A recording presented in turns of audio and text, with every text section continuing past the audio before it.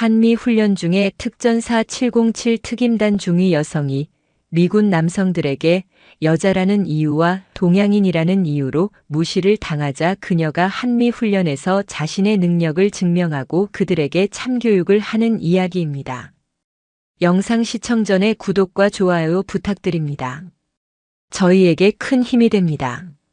경기도 평택에 위치한 주한미군 기지는 이른 아침부터 내리쬐는 태양 아래 거대한 용광로처럼 달아오르고 있었다.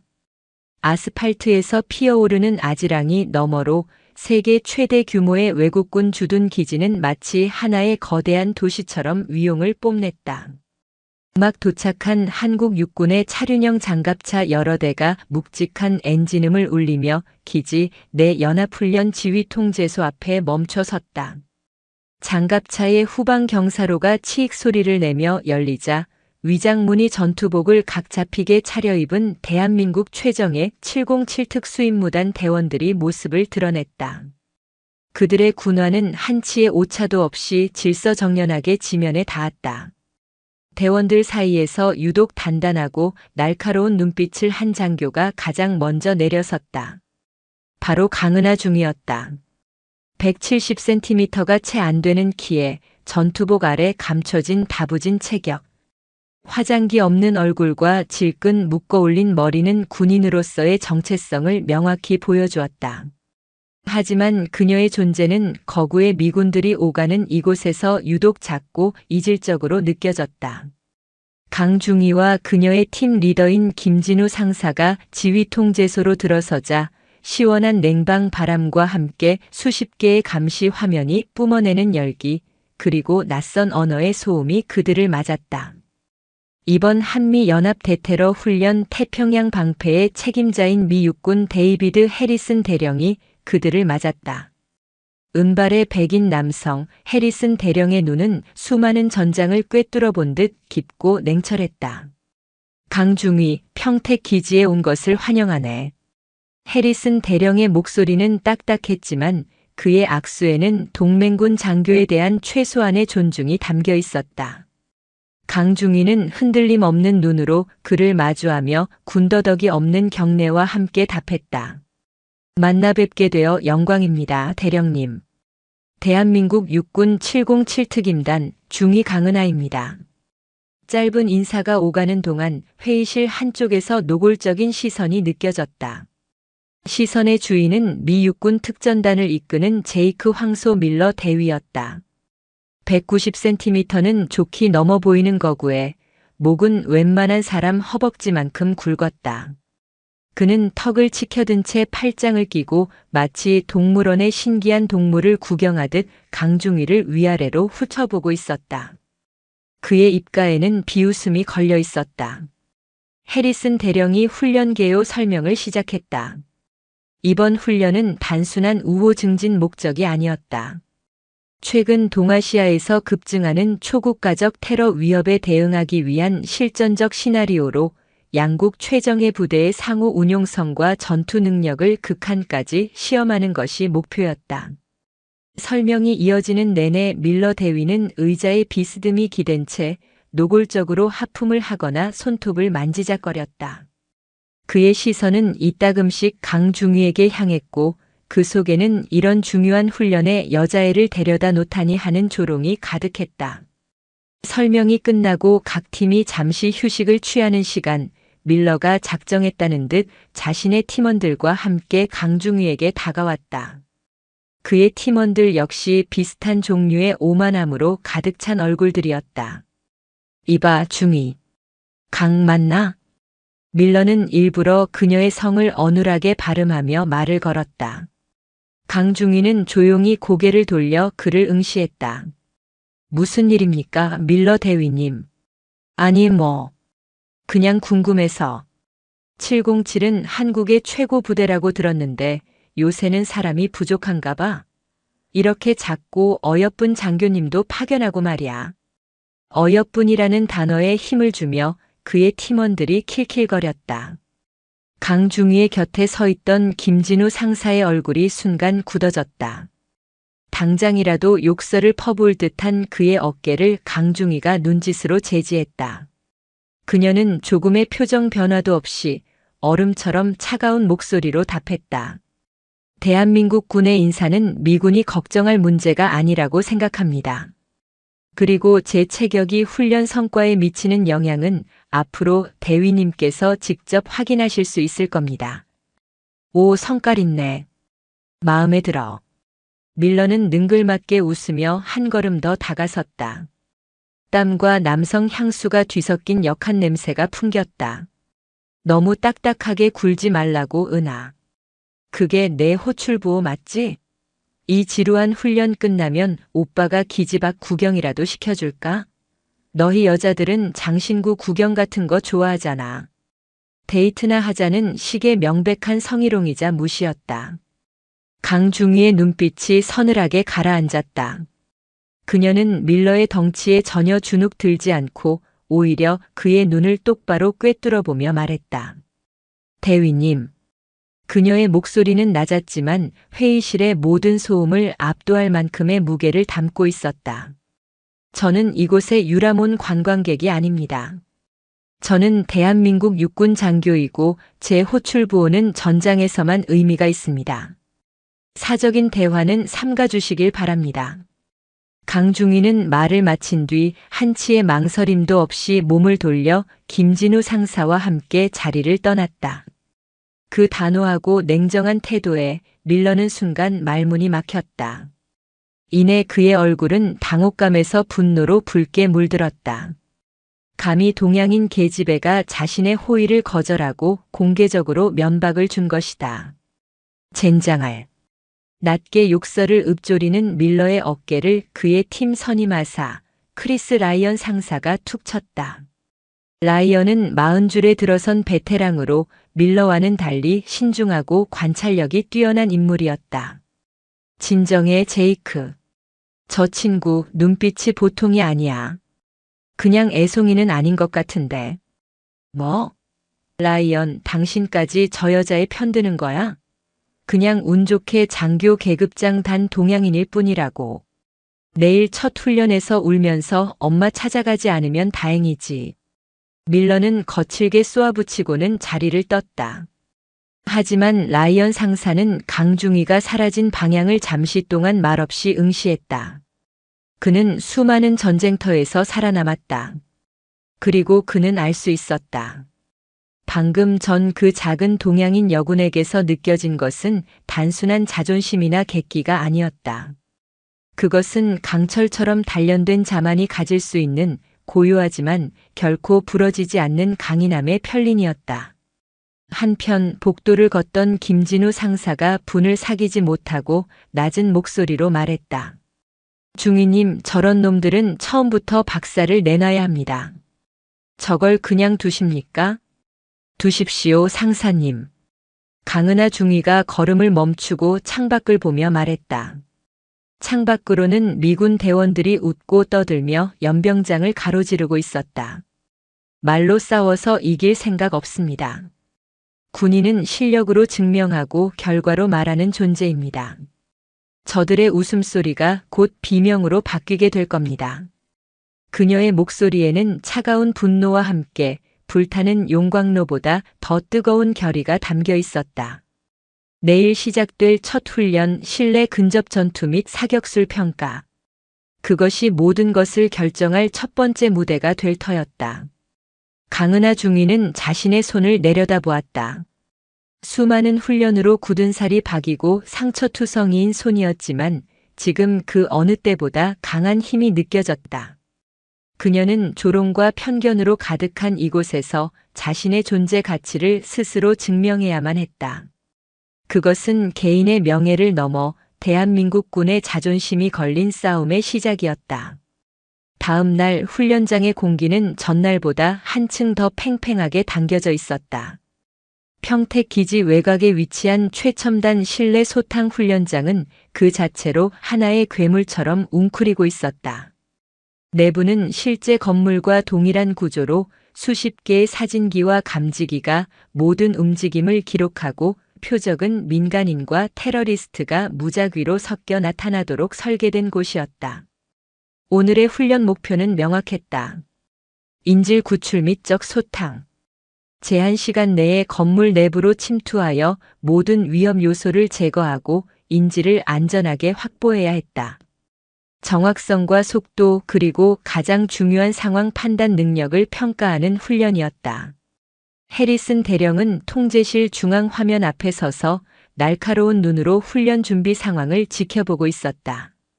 첫 번째 주자는 제이크 밀러 대위가 이끄는 미 특전단 알파팀이었다. 완전 군장 상태의 그들은 마치 한 덩어리의 강철처럼 위압적인 분위기를 풍겼다. 밀러는 자신의 미제 특수전 소총을 가볍게 고쳐 잡으며 통제실을 향해 의기양양한 미소를 보냈다. 그 미소의 끝은 명백히 강은하 중위를 향해 있었다. 잘 보고 배워둬. 이게 진짜 특수부대가 어떻게 일하는지 보여주는 거니까. 삐으 하는 경보음과 함께 알파팀의 침투가 시작되었다. 그들의 움직임은 명성 그대로였다. 폭발적인 속도와 압도적인 화력. 문을 폭파하고 섬광탄을 던져 넣는 동작은 수천 번은 반복한 듯 기계적이었다. 진입, 진입, 진입. 고함 소리와 함께 총성이 훈련장을 뒤흔들었다. 그들은 마치 분노한 황소떼처럼 복도를 질주하며 마주치는 모든 표적을 갈기갈기 찢어놓았다. 속도는 경이로웠다. 통제실의 계시기는 그들이 마지막 방을 소탕할 때까지 3분 28초를 기록했다. 밀러는 땀으로 번들거리는 얼굴로 방탄모를 벗으며 통제실로 들어왔다. 그의 얼굴에는 만족감과 오만함이 가득했다. 기록은 어떻습니까, 대령님? 해리슨 대령은 화면에서 눈을 떼지 않은 채 무표정하게 말했다. 3분 28초. 속도는 훌륭했네, 밀러. 하지만 적 표적 12개 중 11개 명중 5인 사격 2회. 민간인 표적 하나가 팔에 스쳤고 다른 하나는 바로 옆 벽에 총알이 박혔어. 규칙상 민간인 위협 사격은 시간 가산 벌점이 붙지. 최종 기록은 4분 28초다. 밀러의 얼굴이 순간 굳어졌다. 젠장, 그 인형이 그렇게 가까이 있을 줄은. 그는 작게 욕설을 내뱉었지만 이내 다시 의기양양한 표정을 지었다. 이 정도 기록도 저 작은 아가씨가 넘어서기엔 불가능한 벽이라고 생각했다. 이제 707특임단 강은하 중위 팀의 차례였다. 그들이 출발선에 서자 미군들 사이에서 수군거리는 소리와 옅은 비웃음이 터져나왔다. 밀러 팀의 압도적인 움직임을 본 뒤라 그들의 기대감은 전혀 없어 보였다. 특히 리더인 강중위의 상대적으로 왜소한 체격은 그들의 편견을 더욱 부채질했다.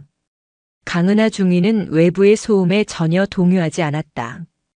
그녀는 K1A 기관단총의 가늠자를 마지막으로 확인하고 팀원들과 눈을 맞췄다. 김진우 상사를 포함한 4명의 팀원. 그들의 눈에는 리더에 대한 절대적인 신뢰가 담겨 있었다. 강중위는 말 대신 간결한 수신호로 최종 명령을 내렸다. 침착하게 정확하게 우리가 훈련한 대로. 삐으. 출발 신호가 울렸다. 그러나 707팀의 움직임은 밀러 팀과는 완전히 달랐다. 폭발적이라기보다는 물 흐르는 듯 유연했다. 그들은 소음을 최소화하며 문틈으로 내시경 사진기를 밀어넣어 내부 구조와 적의 위치를 파악했다. 불필요한 고함은 없었다. 오직 정교한 수신호와 눈빛 교환만이 오갔다. 그들의 움직임은 맹렬한 황소가 아니라 먹잇감의 숨통을 노리는 소리 없는 흑표범 무리 같았다. 통제실의 모두가 숨을 죽였다. 밀러팀의 화려한 동작과는 다른 숨막히는 긴장감이 흘렀다. 강중위는 항상 대열의 선두에서 가장 먼저 위험을 확인하고 가장 정확하게 다음 행동을 지시했다. 그녀의 판단은 계산기처럼 빠르고 정확했다. 모퉁이를 돌 때마다 그녀는 한 발 앞서 적의 사격 방향을 예측하고 가장 안전하면서도 효율적인 진입 각도를 찾아냈다. 총성이 울렸지만 요란하지 않았다. 툭툭. 짧게 끊어 쏘는 점사. 모든 총알은 정확히 표적의 급소머리 흉부 중앙에 박혔다. 낭비되는 탄환이 없었다. 통제실 화면의 표적 제거 표시는 녹색 불빛으로 차례차례 바뀌어갔다. 마지막 방, 가장 까다로운 인질 상황이 연출된 곳이었다. 적 표적 3개가 민간인 표적 2를 인간 방패 삼아 위협하고 있었다. 밀러 팀이 실수했던 바로 그곳이었다. 강중위의 팀이 문 앞에 도착하자 모두의 시선이 화면에 고정되었다. 강중위는 수신호로 팀원들을 양옆에 배치시켰다. 그리고는 숨을 골랐다. 방탄모 사진기로 전송되는 그녀의 시야 화면이 중앙 화면에 확대되었다. 모두가 마른 침을 삼켰다. 1초, 2초. 시간이 흘렀다. 밀러는 팔짱을 끼고 겁먹었네. 저기서 시간 다 잡아먹을 걸 하고 비웃었다. 바로 그 순간 강중위가 움직였다. 문을 박차고 들어가는 동시에 몸을 낮추며 오른쪽으로 굴렀다. 그녀의 움직임은 인질범들의 시야에서 순간적으로 사라지는 교란 동작이었다.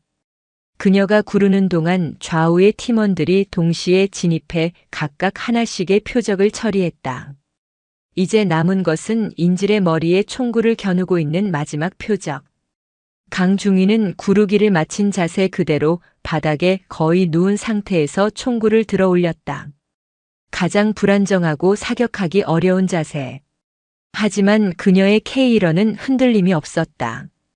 탕! 단 한 발의 총성. 총알은 인질의 어깨를 스치듯 지나 정확히 마지막적 표적의 미간에 박혔다. 완벽한 제압이었다. 통제실의 정적이 흘렀다. 해리슨 대령의 입이 살짝 벌어졌다. 베테랑 크리스 라이언 상사는 자신도 모르게 세상에 하고 중얼거렸다. 최종 결과가 화면에 표시되었다. 대한민국 육군 707특임단 의은하팀. 소요시간 3분 51초. 명중 표적 1212 완벽. 부수적 피해 없음. 인질 상태 안전. 벌점 없음. 최종 기록 3분 51초. 밀러팀의 벌점 포함 기록보다 37초나 빨랐다. 더 중요한 것은 완벽이라는 단어였다. 단 한 발의 5인 사격도 단 한 번의 위협 사격도 없었다. 속도와 정확성 모든 면에서 압도적인 결과였다. 밀러의 얼굴은 하얗게 질려 있었다. 그는 화면의 숫자를 믿을 수 없다는 듯 눈을 비볐다. 운이 좋았을 뿐이야. 말도 안 돼. 저 자세에서 저걸 맞춘다고. 그의 중얼거림은 더 이상 누구의 동조도 얻지 못했다. 다른 미군 대원들의 시선은 이제 경이로움과 충격으로 바뀌어 있었다. 강은하 중위와 팀원들이 훈련장에서 걸어 나왔다. 땀으로 젖었지만 그들의 얼굴에는 흔들림 없는 평온함이 있었다. 강중위는 방탄모를 벗어들고 통제실의 해리슨 대령을 향해 담담하게 보고했다.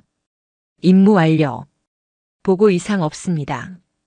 그녀는 밀러 대위를 보지도 않았다. 그녀의 시선은 오직 지휘관인 해리슨 대령에게만 고정되어 있었다. 그 무심함이 밀러에게는 가장 큰 모욕으로 다가왔다. 해리슨 대령은 단상에서 내려와 강중위에게로 천천히 걸어왔다. 그는 아무 말 없이 그녀를 잠시 바라보다가 입을 열었다. 그의 목소리에는 처음의 딱딱함 대신 희미한 감탄이 묻어 있었다. 놀랍군, 중위. 정말 놀라워. 자네 팀의 움직임은 단순한 전술이 아니라 예술에 가까웠네. 특히 마지막 방에서의 판단과 사격은 내가 수십 년간 본 것 중에 최고였어. 그리고 그는 뒤를 돌아 모든 대원들이 들을 수 있도록 선언했다. 오늘 실내 전투 훈련의 승자는 707특임단이다. 이견 있나? 아무도 대답하지 못했다. 밀러는 그저 입술을 깨물 뿐이었다. 해리슨 대령은 다시 강중위를 보며 말했다. 하지만 중위, 이건 시작에 불과해. 내일은 포천에 있는 주한미군 종합사격훈련장으로 이동한다. 최대 1000m 거리의 정밀 저격 훈련이 될 거야. 이런 좁은 공간에서의 순발력과 장거리에서의 인내심은 전혀 다른 문제지. 내일도 자네의 예술을 보여줄 수 있을지 기대하겠네.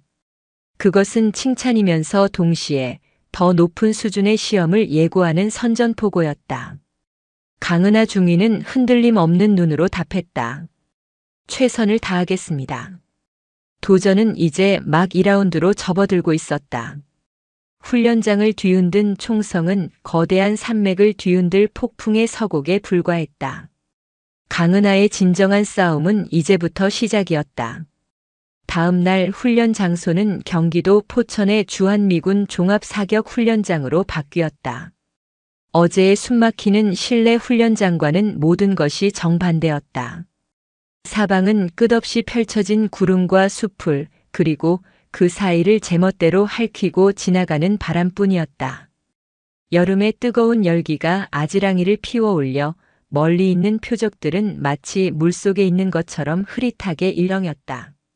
이곳은 사수의 기량뿐만 아니라 자연을 읽고 계산하는 능력까지 시험하는 거대한 시험장이었다. 오늘의 훈련은 장거리 정밀 사격. 400m, 600m, 그리고 마지막으로 800m 거리에 놓인 강철 표적을 명중시켜야 했다. 특히 이곳 포천 산악지대의 바람은 예측 불허로 유명했다. 골짜기를 타고 넘어오는 바람은 사수의 뺨을 스치는 방향과 수백 미터 방 표적에 영향을 주는 방향이 전혀 다를 수 있었다. 단순한 사격 실력만으로는 결코 정복할 수 없는 곳이었다. 어제의 패배로 자존심에 깊은 상처를 입은 밀러 대위는 독이 오른 상태였다. 그는 자신이 가장 자신 있는 분야인 장거리 사격에서 모든 것을 만회하리라 다짐했다. 양 팀은 공평한 평가를 위해 동일한 M110A1 반자동 저격 소총을 지급받았다. 7.62mm 탄환을 사용하는 미군 특수부대의 제식 저격 무기였다. 장거리 사격은 힘과 경험의 영역이야. 어제처럼 운이 통할 거라 생각하지 마. 사선에 서기 전 밀러는 강은하 중위를 향해 경고하듯 으르렁거렸다. 강 중위는 대꾸 없이 자신의 소총을 점검할 뿐이었다. 그녀의 침묵은 밀러의 신경을 더욱 날카롭게 만들었다. 밀러의 차례가 먼저 왔다. 그는 사격 자세를 잡고 관측수인 라이언 상사와 짧게 소통했다. 400m와 600m 표적은 문제 없었다. 탕, 핑. 경쾌한 총성과 함께 표적이 정확히 맞아 넘어가는 소리가 연달아 들려왔다. 그의 사격술은 의심의 여지 없이 뛰어났다. 미군들 사이에서 안도의 박수와 환호성이 터져나왔다. 문제는 800m였다. 아지랑이가 더욱 심해졌고 바람의 방향이 수시로 바뀌었다. 라이언 상사가 풍속계 수치를 불러주고 바람의 방향을 예측했지만 밀러는 자신의 감을 더 신뢰하는 듯 했다. 젠장, 바람이 계속 바뀌잖아. 그는 조준경 속에서 흔들리는 십자선을 보며 초조함을 감추지 못했다. 몇 번의 조준 수정 끝에 그는 방아쇠를 당겼다. 탕으. 총알이 공기를 갈랐고 잠시 후 팅 하는 둔탁한 소리가 들려왔다. 명중은 했지만 표적의 정중앙이 아닌 가장자리였다. 완벽과는 거리가 멀었다. 이어진 두 발의 사격 역시 결과는 비슷했다. 그는 표적을 맞추긴 했지만 정밀 사격이라기엔 아쉬운 결과였다. 빌어먹을 바람 때문이야. 밀러는 신경질적으로 소리치며 자리에서 일어났다. 그의 이마에는 땀과 분노가 뒤섞여 흘러내렸다. 이제 강은하 중위의 차례였다. 그녀는 김진우 상사와 함께 사선에 엎드렸다. 그녀의 모습은 밀러와는 대조적으로 마치 깊은 호수처럼 고요했다. 그녀는 서두르지 않았다. 소총을 거치한 채 한참 동안 조준경이 아닌 맨눈으로 주변 지형과 바람의 흐름을 읽었다. 풀의 흔들림, 나뭇잎의 방향, 먼 곳의 아지랑이가 일렁이는 패턴까지. 그녀는 온몸으로 자연의 변화를 데이터처럼 수집하고 있었다. 김진우 상사는 풍속계를 확인하며 나직이 정보를 전달했다. 현재 풍속 초속 4m 3시 방향에서 불어옴. 습도 65%. 강중위는 고개를 끄덕이고 조준경의 눈을 가져갔다. 400m, 600m 표적은 숨을 쉬듯 자연스럽게 처리했다. 탕, 탕. 두 발의 총성은 군더더기 없었고 결과는 모두 정중앙 명중이었다. 마침내 800m. 모두의 시선이 그녀에게 쏠렸다. 그녀는 다시 호흡을 가다듬었다. 김 상사가 계속해서 바뀌는 바람의 정보를 속삭였다. 그녀는 그 정보를 바탕으로 조준경의 눈금을 미세하게 조정했다. 그녀의 손길은 마치 정밀 기계를 다루는 장인의 손길 같았다. 쏜다. 나직한 한마디와 함께 탕으 하고 총성이 울렸다. 밀러는 코웃음을 쳤다. 저렇게 오래 조준하면 어깨 근육이 경직되어 오히려 빗나가기 마련이라고 생각했다. 그러나 약 1.5초 후 훈련장 전체에 선명하게 울려 퍼지는 소리가 들렸다. 땡으. 강철 표적의 정중앙 불사의 불자의를 맞췄을 때만 나는 맑고 경쾌한 소리였다. 통제실의 모니터가 그녀의 명중 지점을 확대해서 보여주자 미군들 사이에서 나지막한 탄성이 터져나왔다. 밀러의 얼굴은 굳어졌다. 강중위는 흔들리지 않고 남은 두 발을 발사했다. 결과는 모두 정중앙이었다. 세 발의 탄착구는 동전 하나로 가려질 만큼 완벽하게 모여 있었다. 이것은 운이 아니었다. 완벽한 계산과 통제력의 결과였다. 바로 그때 모든 것을 지켜보던 해리슨 대령이 마이크를 잡고 말했다. 훌륭하다, 강중위. 정말 인상적이군. 그렇다면 즉석에서 과제를 하나 더 내도록 하지. 훈련장의 분위기가 다시 팽팽해졌다. 지금부터 50m 뒤인 850m 지점에 예비 표적을 설치하겠다. 크기는 기존 표적의 절반. 단 한 발만 주어진다. 그리고 가장 중요한 조건은 초탄 명중 콜드 보 샤트이어야 한다는 것이다. 초탄 명중. 총열이 차갑게 식어있는 상태에서 쏘는 첫 발을 의미하는 전문가 용어였다. 총열은 첫 발 발사 시의 열과 압력으로 미세하게 팽창하기 때문에 두 번째 발부터는 탄도가 미묘하게 달라진다. 따라서 아무런 데이터가 없는 첫 발을 원하는 곳에 정확히 맞추는 것은 저격수의 능력을 가늠하는 가장 어려운 시험 중 하나였다. 밀러의 입가에 다시 비웃음이 어렸다. 저건 불가능해. 저격총을 갓 청소하고 쏘는 첫 발은 신도 못 맞춘다는 말이 있는데 바람까지 부는 850m를. 강은하 중위는 아무런 이의를 제기하지 않았다. 그녀는 묵묵히 탄피를 제거하고 새로운 탄환 한 발을 약실에 밀어 넣었다. 김진우 상사의 얼굴에도 긴장감이 흘렀다. 바람이 다시 거세졌다. 마른 흙먼지가 회오리치며 시야를 방해했다. 강중위는 조준경의 눈을 고정했다. 그녀의 세상에는 오직 조준경 안의 십자선과 저 멀리 아지랑이처럼 아른거리는 작은 표적, 그리고 귓가를 스치는 바람 소리뿐이었다.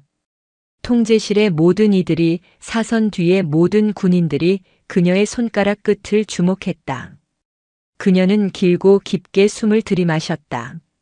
그리고 절반을 내뱉은 뒤 세상의 모든 소음이 멎는 그 순간에 방아쇠에 건 손가락에 서서히 힘을 주기 시작했다.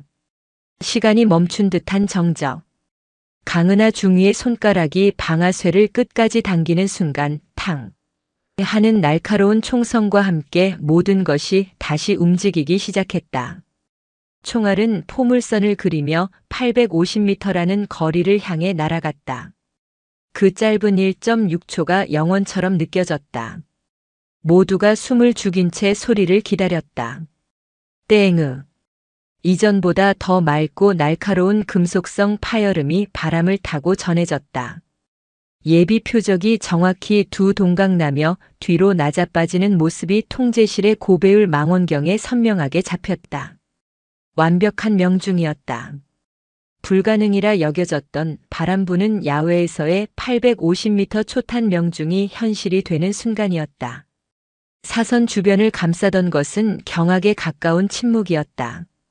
밀러 대위는 자신의 눈을 의심하며 망연자실한 표정으로 무너진 표적을 바라봤다.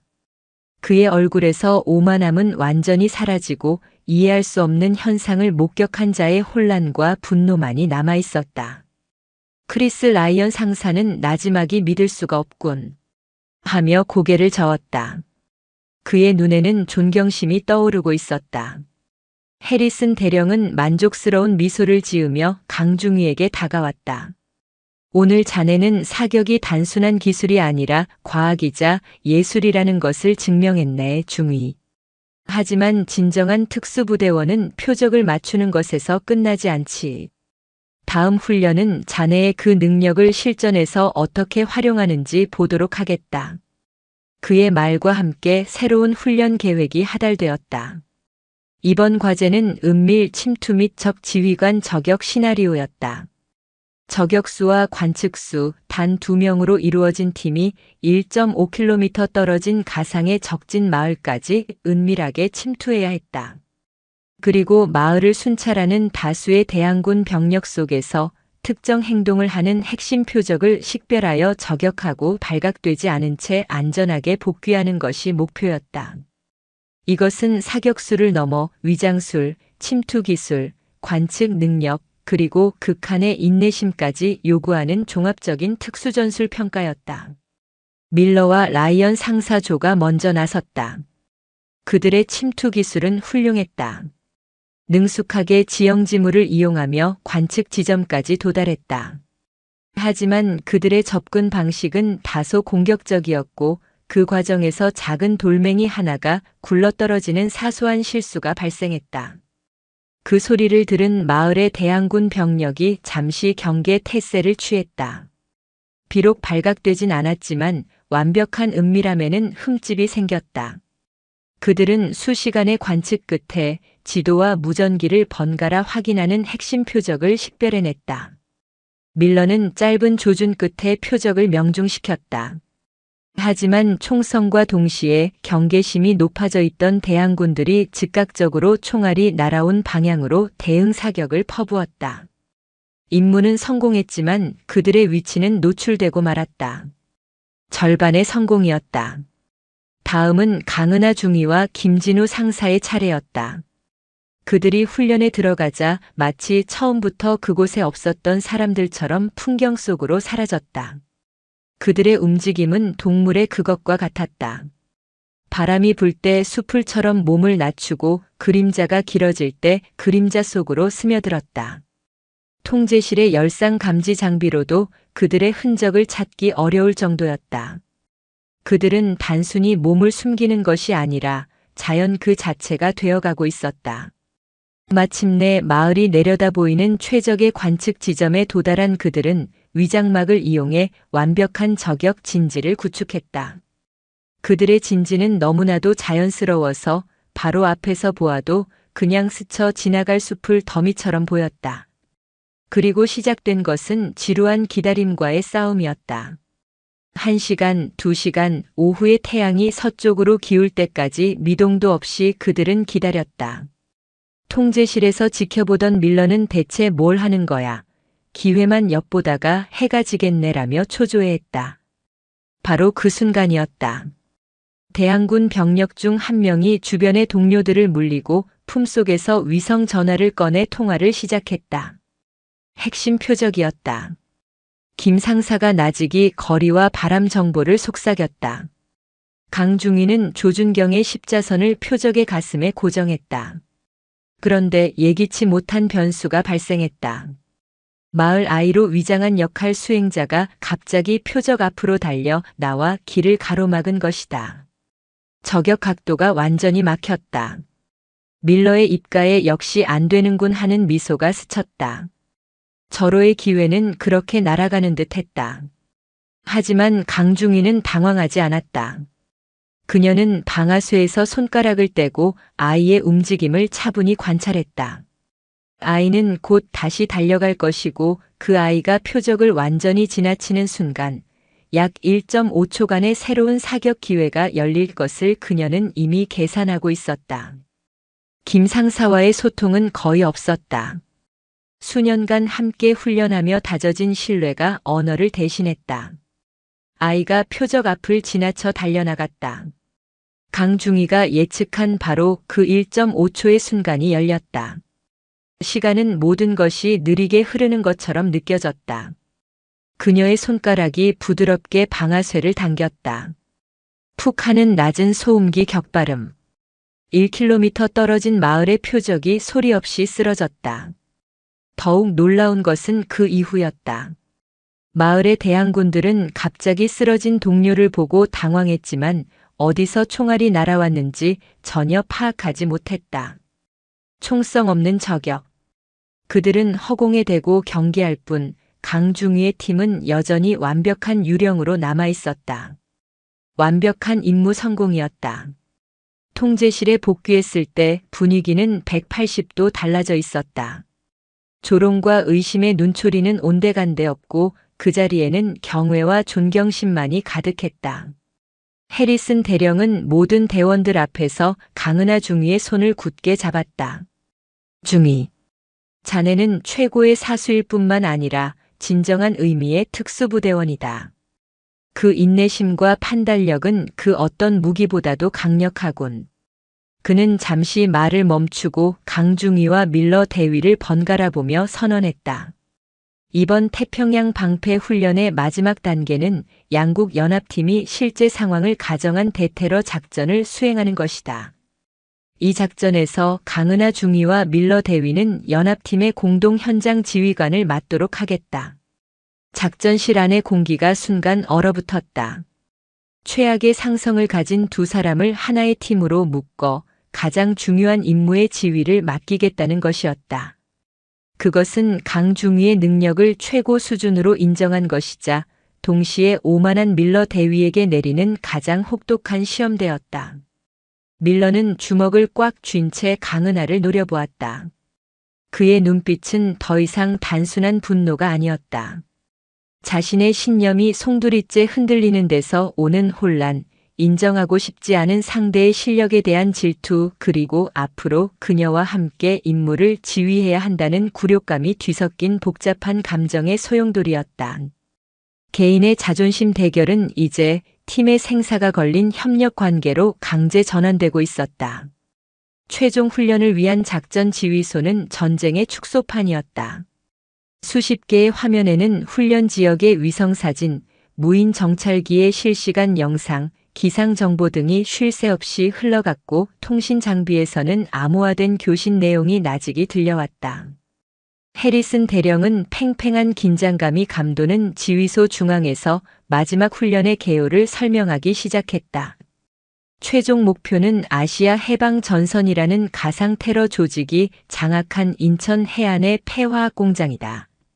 중앙 화면에 낡고 거대한 화학 공장의 조감도가 나타났다. 녹슨 파이프라인과 거대한 탱크들이 괴물처럼 얽혀있는 곳이었다. 이들은 저명한 화학자 3명을 인질로 잡고 있으며 공장 내에 보관된 유독 물질을 대기 중으로 살포하겠다고 협박 중이다. 현재 바람은 수도권 내륙으로 불고 있어 살포 시 최악의 참사가 예상된다. 여러분의 임무는 명확하다. 테러범을 모두 소탕하고 화학 물질을 확보하며 인질을 구출하라. 작전명, 고요한 비수 사일런트 대거. 이전의 훈련과는 차원이 다른 무게감에 작전실의 모든 대원들이 긴장으로 굳어졌다. 해리슨 대령이 설명을 마치자마자 공동 현장 지휘관으로 임명된 밀러 대위가 즉각적으로 작전 계획을 제시했다. 그는 지도 위를 손가락으로 가리키며 열정적으로 말했다. 계획은 간단합니다. 충격과 공포. 정문과 후방 환기구 2개의 지점으로 동시에 총공격을 감행해 놈들이 정신 차릴 틈도 없이 쓸어버리는 겁니다. 압도적인 화력으로 밀어붙이면 10분 안에 상황을 끝낼 수 있습니다. 그의 계획은 그의 성격처럼 저돌적이고 화끈했다. 힘으로 상대를 찍어 누르는 전형적인 미군식 작전이었다. 하지만 강은하 중위가 조용히 손을 들고 반박했다. 이에 있습니다, 대위님. 모두의 시선이 그녀에게로 향했다. 그녀는 무인 정찰기가 보내온 확대 영상을 화면에 띄웠다. 영상 속 공장 외벽은 심하게 부식되어 있었고 곳곳에 균열이 보였다. 대위님의 계획은 너무 위험합니다. 이 공장은 심하게 노후되었습니다.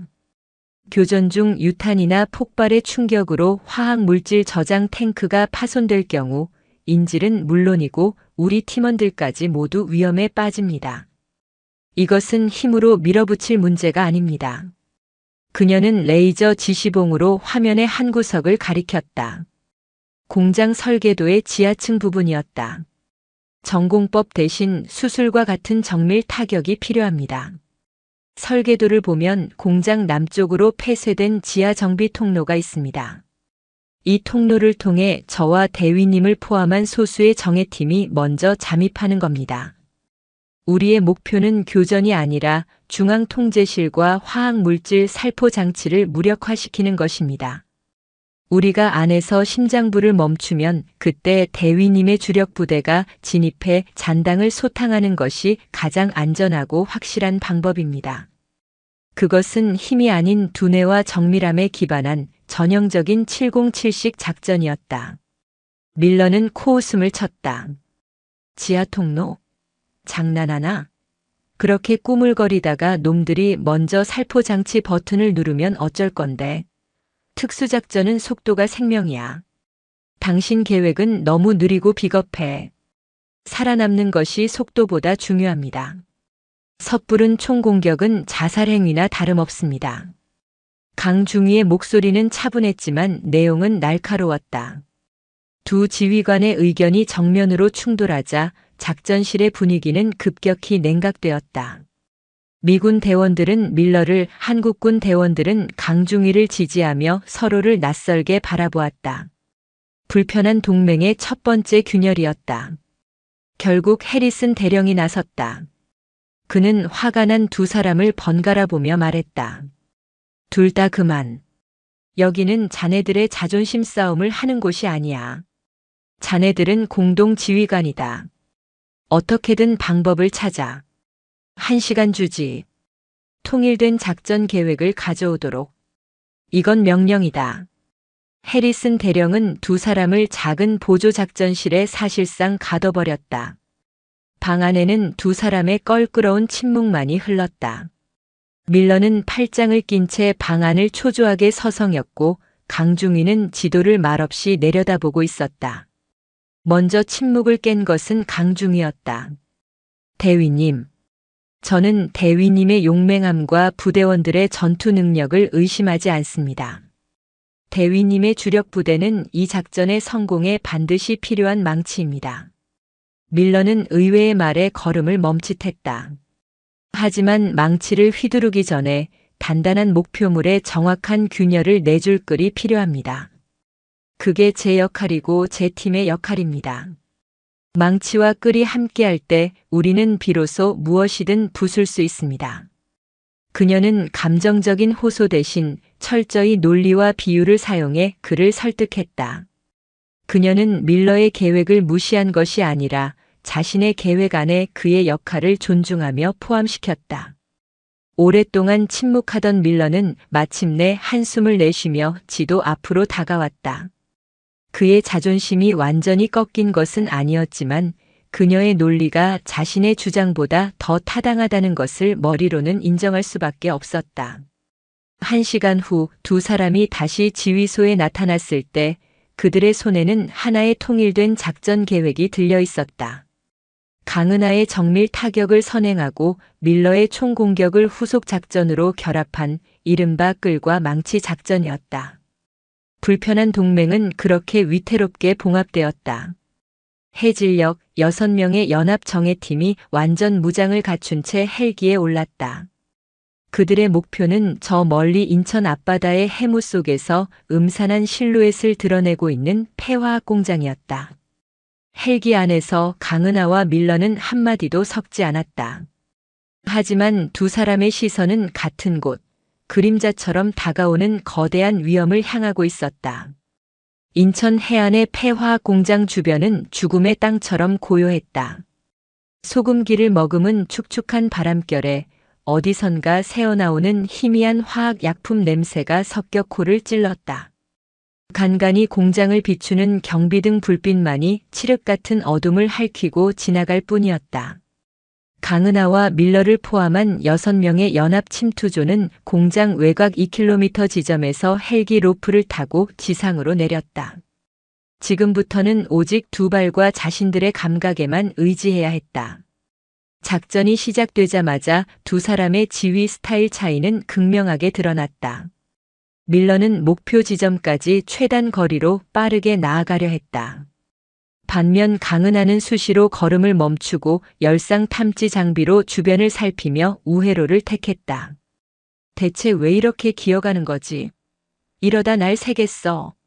밀러가 귓속의 소형 통신기에 대고 짜증 섞인 목소리로 속삭였다. 조금만 더 가면 동작 감지기가 설치된 구간입니다. 5m만 우회하면 안전하게 지나갈 수 있습니다. 강은하의 대답에 밀러는 어이없다는 표정을 지었지만 그녀의 지시에 따를 수밖에 없었다. 잠시 후 그들이 우회한 지점에서 붉은 레이저 감지선이 희미하게 드러나자 밀러는 속으로 식은땀을 흘렸다. 그녀가 아니었다면 작전은 시작도 전에 실패했을 터였다. 그들이 지하 정비 통로 입구 근처의 수풀에 몸을 숨기고 잠시 대기하던 중 밀러가 다시 물었다. 이해가 안 가는군. 당신은 왜 항상 그렇게 느리고 답답한 거지? 강은하는 어둠 속에서 조용히 대답했다. 빠르게 가는 것보다 살아서 가는 것이 중요합니다, 대위님. 우리뿐만 아니라 저 안에 있는 인질들도 말입니다. 그녀의 목소리에는 그 어떤 감정도 실려 있지 않았지만 그 내용은 밀러의 가슴에 작은 파문을 일으켰다. 그는 항상 자신의 용맹과 속도를 최고라 여겼지만 생존이라는 더 근본적인 가치에 대해서는 깊이 생각해 본 적이 없었다. 마침내 그들은 녹슨 철문으로 막혀 있는 지하 정비 통로 입구를 발견했다. 소리 없이 자물쇠를 제거하고 안으로 들어서자 축축한 곰팡이 냄새와 함께 차가운 공기가 밀려왔다. 통로는 한 사람이 겨우 지나갈 만큼 좁았고 천장에서는 물방울이 떨어지며 불길한 소리를 냈다. 그렇게 얼마를 나아갔을까 통로의 끝에서 희미한 불빛과 사람의 말소리가 들려왔다. 첫 번째 경계 초소였다. 대항군 역할은 대한민국 해병대에서도 최정예로 손꼽히는 수색대원들이 맡고 있었다. 이들은 결코 훈련장의 인형 표적과는 달랐다. 강은하와 밀러는 눈빛을 교환했다. 그들이 동시에 통로의 양쪽에서 튀어나갔다. 밀러가 한 명을 덮쳐 제압하는 순간 그의 사각인 어둠 속에서 다른 한 명이 소리치려 하며 총구를 겨눴다. 반사적으로 위험을 감지한 밀러가 몸을 돌리려는 찰나 푹 하는 소음기 소리와 함께 그의 앞을 가로막으려던 대항군의 몸이 그대로 쓰러졌다. 강은하의 소음권총이 한치의 오차도 없이 그를 구한 것이었다. 그것은 어떠한 감정 교류도 없는 그저 살아남기 위한 본능적인 협력의 순간이었다. 밀러는 말없이 고개를 끄덕였고 강은하는 즉시 다음 경계 지점을 손으로 가리켰다. 마침내 그들은 목표 지점인 중앙통제실 근처의 배관실까지 도달했다. 강중위가 벽에 작은 구멍을 뚫고 섬유광학 카메라를 밀어넣었다. 카메라가 보내온 영상이 두 사람의 손목에 부착된 소형 화면에 나타났다. 그런데 화면에 비친 광경에 두 사람의 얼굴이 굳어졌다. 인질들은 무사했지만 테러 조직의 리더로 보이는 자의 손목에 이상한 장치가 채워져 있었다. 그리고 그 장치는 통제실 중앙의 화학물질 살포 장치와 직접 연결되어 있었다. 압력 감지식 기폭 장치, 일명 데드맨 스위치였다.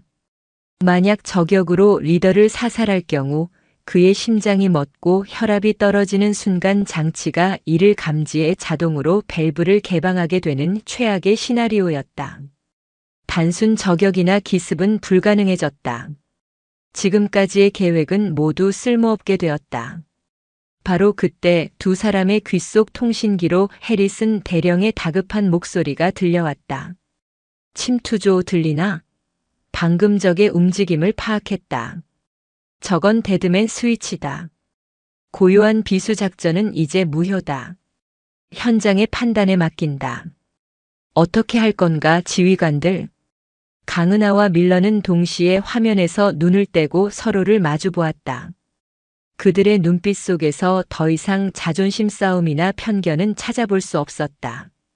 오직 눈앞에 닥친 절체절명의 위기와 그것을 함께 해결해야만 하는 동료 지휘관의 모습만이 존재할 뿐이었다. 수초 안에 이 자리에서 두 사람이 함께 새로운 계획을 만들어내야만 했다. 시간이 없었다.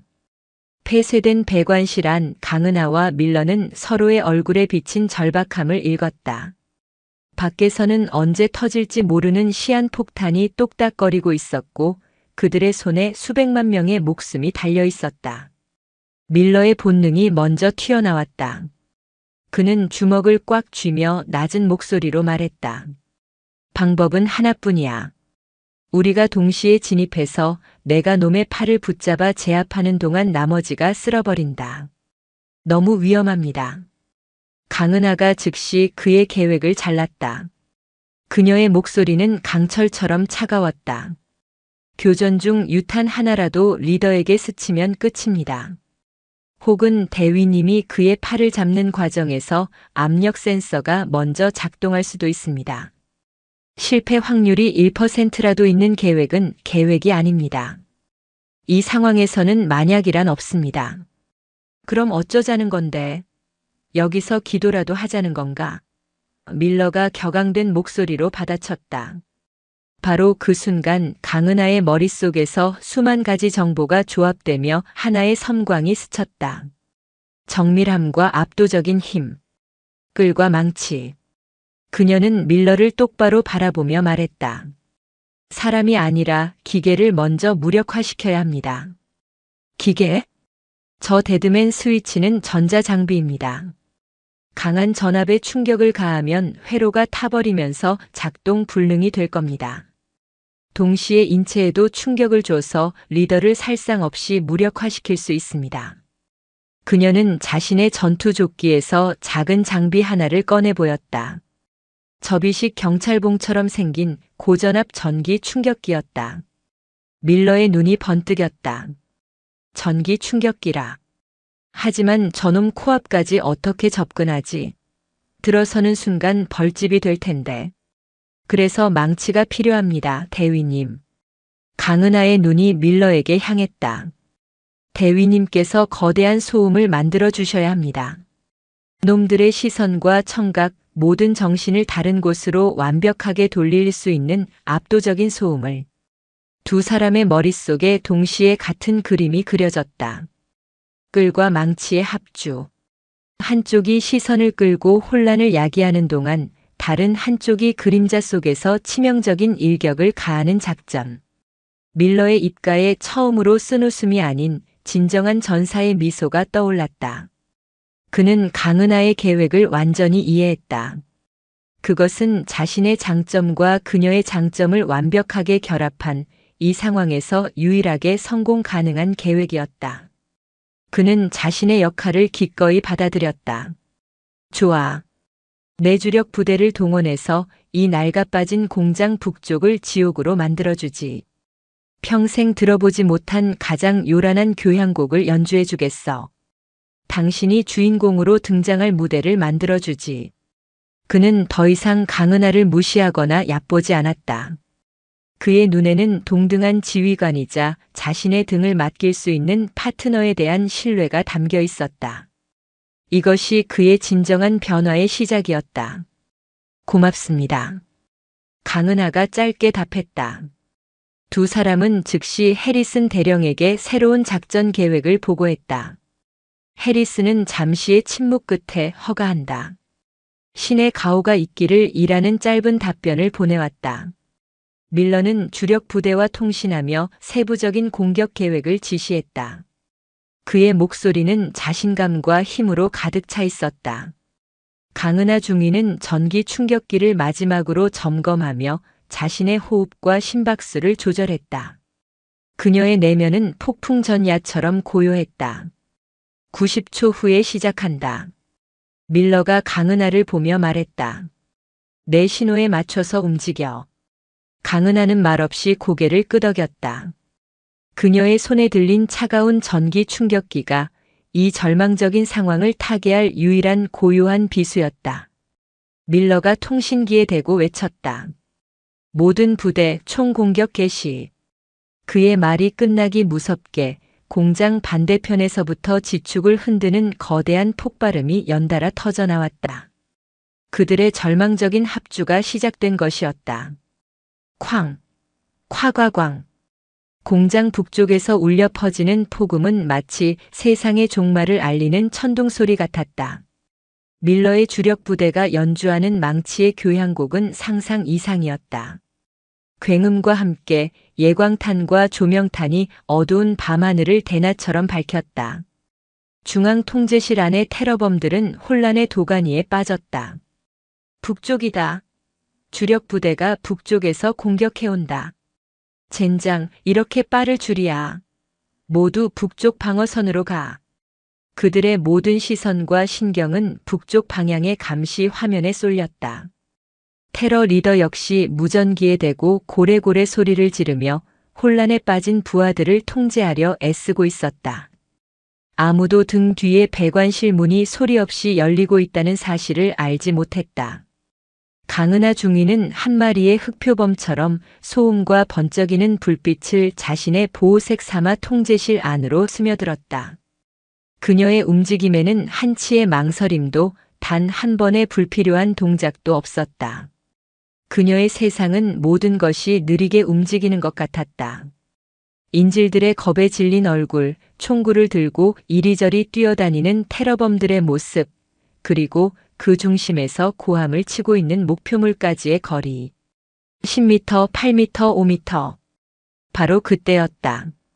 인질들 사이에 무릎을 꿇고 있던 젊은 여성 과학자 한 명과 강은하의 눈이 마주쳤다. 과학자의 눈이 경악과 희망으로 크게 뜨였다. 강은하는 순간 심장이 멎는 듯 했다. 그녀가 소리를 지르거나 놀란 표정으로 자신을 쳐다보는 순간 모든 것이 끝이었다. 하지만 과학자는 놀라운 기질을 발휘했다. 그녀는 강은하를 본 직후 오히려 더 크게 겁에 질린 척 연기하며 흐흑 하고 작은 비명을 내질렀다. 그리고는 의자에서 옆으로 쓰러지는 신용을 했다. 조용히 못해. 가장 가까이 있던 테러범 한 명이 그녀에게 신경질적으로 소리치며 다가갔다. 그 짧은 순간 테러 리더의 시선 역시 그쪽으로 향했다. 강은하에게는 그 1초가 영원과도 같았다. 그녀는 그 기회를 놓치지 않았다. 몸을 날렸다. 그녀의 움직임은 전광석화와 같았다. 세 걸음을 내딛는 동안 그녀는 이미 테러 리더의 등 뒤에 도달해 있었다. 리더가 등 뒤에 인기척을 느끼고 몸을 돌리려는 순간 강은하의 손에 들린 전기 충격기가 그의 팔뚝 데드맨 스위치가 채워진 바로 그 부분을 정확히 가격했다. 파지지직. 푸른 스파크와 함께 살이 타는 냄새가 퍼졌다. 크악 하는 비명과 함께 리더의 몸이 뻣뻣하게 굳으며 그대로 바닥에 쓰러졌다. 그의 손목에 채워져 있던 데드맨 스위치는 강력한 전압 충격의 회로가 완전히 타버려 검은 연기를 내뿜으며 침묵했다. 지금 강은하의 외침이 통신기를 통해 울려 퍼졌다. 그녀의 목소리가 끝나기도 전에 통제실의 문과 창문이 동시에 박살나며 밀러와 나머지 침투조가 섬광탄과 함께 쏟아져 들어왔다. 모든 것이 3초 안에 일어난 일이었다. 리더를 잃고 사방에서 터지는 섬광의 시야를 빼앗긴 테러범들은 제대로 된 저항조차 하지 못했다. 연합팀은 비살상탄을 주로 사용하여 순식간에 남은 테러범들을 모두 제압했다. 요란했던 교향곡은 그렇게 완벽한 침묵으로 끝을 맺었다. 잠시 후 통제실 안에는 팀원들의 거친 숨소리와 안도감에 울음을 터뜨리는 인질들의 소리만이 가득했다. 밀러는 쓰러진 리더의 팔목에서 망가진 스위치를 확인하고는 인질들을 챙기고 있는 강은하에게로 걸어갔다. 그는 고맙다거나 잘했다는 말 대신 그저 묵묵히 자신의 손을 내밀었다. 강은하. 처음으로 그는 아무런 조롱이나 비아냥 없이 그녀의 이름을 정확하게 불렀다. 그 속에는 오직 완전한 존중만이 담겨 있었다. 강은하 역시 그의 손을 마주 잡았다. 두 사람의 손이 마주 잡히는 순간 위태롭던 동맹은 그 어떤 강철보다도 단단한 신뢰로 다시 태어났다. 작전 종료 신호가 떨어지고 동이 트기 시작하는 인천 앞바다의 새벽빛이 통제실 안으로 스며들어왔다. 지독한 화약 냄새와 피로에 찌든 대원들의 얼굴 위로 불가능을 가능으로 만든 자들만이 가질 수 있는 희미한 미소가 떠올랐다. 임무는 끝났지만 그들의 이야기는 이제 새로운 장을 열고 있었다. 작전이 종료된 화학공장의 새벽은 마치 격렬한 폭풍우가 지나간 아침처럼 고요했다. 자욱했던 화약 연기는 동쪽에서 떠오르는 여명에 서서히 흩어지고 그 자리에는 지독한 피로감과 함께 찾아온 안도감이 내려앉았다. 인질들은 무사히 구출되었고 고요한 비수작전은 단 한 명의 사상자도 없이 완벽한 성공으로 막을 내렸다. 며칠 후 평택의 주한미군 기지 내 대강당에서는 태평양 방패 연합훈련의 공식적인 결과 보고회가 열렸다. 강당에는 양국의 장성급 지휘관들이 무겁게 자리를 지키고 있었고 그들 앞에는 훈련에 참여했던 모든 대원들이 도열해 있었다. 마지막 대테러 작전에 대한 보고 순서가 되자 해리슨 대령은 공동 현장 지휘관이었던 강은하 중위와 밀러 대위를 단상으로 불렀다. 먼저 마이크를 잡은 것은 밀러였다. 모두가 그가 이번 작전에서 보여준 미군의 압도적인 활약상을 자랑스럽게 늘어놓을 것이라 예상했다. 하지만 밀러는 예상과 전혀 다른 보고를 시작했다. 그는 작전 개요를 간결하게 설명한 뒤 단호한 목소리로 말했다. 이번 고요한 비수 작전의 성공은 전적으로 강은하 중위의 끌 전략 덕분이었습니다. 강당 안의 모든 시선이 그에게로 쏠렸다. 그녀는 누구도 생각지 못한 침투 경로를 찾아냈고 현장의 돌발 변수였던 데드맨 스위치에 대한 완벽한 해결책을 즉석에서 제시했습니다. 그녀의 통찰력과 판단력이 작전의 성패를 가르는 결정적 요인이었습니다. 제 부대는 그녀가 필요로 했던 망치로서 그녀의 끌이 제 역할을 할 수 있도록 지원했을 뿐입니다. 저는 이번 작전에서 강중위의 지휘 아래 임무를 수행한 것을 영광으로 생각합니다. 그녀의 지휘 아래라는 말은 공동지휘관이라는 공식 직함을 넘어선 한 명의 군인이 다른 군인에게 바칠 수 있는 최고의 존중이었다. 작전실 안은 잠시 동안 완전한 침묵에 휩싸였다. 이내 한국군 지휘관들의 얼굴에는 자랑스러운 미소가 번졌고 해리슨 대령 역시 깊은 만족감으로 고개를 끄덕였다. 이것은 단순한 훈련의 성공이 아니라 불신과 편견을 넘어선 진정한 동맹의 탄생을 의미하는 순간이었기 때문이다. 모두의 박수 속에 마이크를 넘겨받은 강은하 중위는 담담한 표정으로 입을 열었다. 과분한 칭찬입니다. 하지만 끌과 망치는 결코 혼자서 작동할 수 없습니다. 이번 승리는 침투조부터 주력 부대, 그리고 지휘 통제실의 지원까지 모든 대원들이 각자의 위치에서 자신의 역할을 완벽하게 수행했기에 가능했습니다. 승리는 우리 모두의 것입니다. 그녀는 공을 자신에게 돌리지 않고 하나의 팀이 이루어낸 성과임을 분명히 했다. 그녀의 겸손하지만 당당한 태도는 모두에게 더 깊은 울림을 주었다. 보고회가 끝나고 모든 공식 행사가 마무리되었다. 707특임단 대원들이 자신들의 부대로 복귀하기 위해 장비를 챙기고 있을 때 밀러가 강은하에게 다가왔다. 어색한 분위기는 더 이상 없었다. 보고회에서 한 말 진심이었어. 내가 당신에 대해 그리고 많은 것들에 대해 틀렸었어. 그것은 군인다운 짧지만 진솔한 사과였다. 대위님 역시 완벽한 망치의 역할을 해주셨습니다. 대위님이 만들어준 교향곡이 없었다면 저의 글은 아무런 의미가 없었을 겁니다. 강은하의 말에 밀러는 희미하게 웃으며 자신의 손을 내밀었다. 제이크. 그냥 제이크라고 불러. 은하입니다. 두 사람은 다시 한번 악수를 나눴다. 처음의 악수가 차가운 탐색전이었다면 두 번째 악수는 뜨거운 격전의 결과물이었고 지금 세 번째 악수는 비온 뒤 땅이 굳듯 단단해진 동료애의 증표였다. 707팀의 장갑차가 기지를 떠날 준비를 마쳤다. 크리스 라이언 상사가 다가와 강은하에게 작은 나무 조각상을 건넸다. 그가 직접 깎아 만든 707특임단의 상징인 용맹한 호랑이의 모습이었다. 한 명의 군인으로서 다른 한 명의 군인에게 보내는 존경의 표시요. 강은하는 말없이 그 선물을 받아들고 경례로 답했다. 장갑차는 평택 기지를 뒤로하고 새로운 길을 향해 나아갔다. 차창 밖으로 멀어지는 풍경은 단순히 하나의 훈련장을 떠나는 것이 아니었다.